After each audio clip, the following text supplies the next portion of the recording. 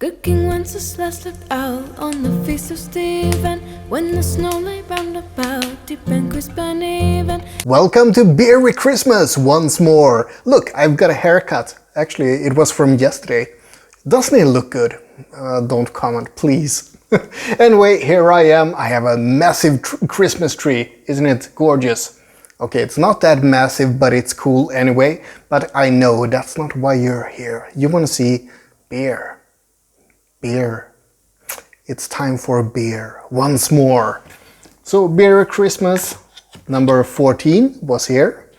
Now we need to find number 15. It's all the way there. Next door. What the hell? Come on. I mean, they should really make this a little bit more complex, but considering that I failed twice already, maybe I should keep quiet about that. So number 15. Look, it felt like it was open. I have not opened that one. I promise. I haven't. No one is going to believe me. Anyway, it goes with roasted chicken or pork. Undecided. So what is this? La Virgin.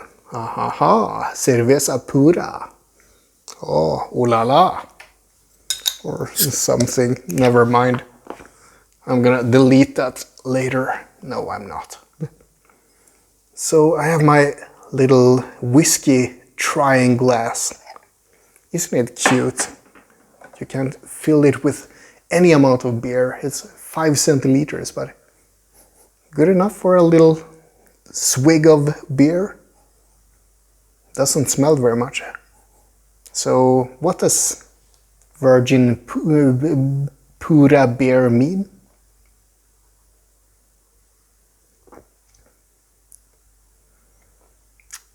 Well, have you heard that joke about American beer being like making love in a canoe? Fucking close to water.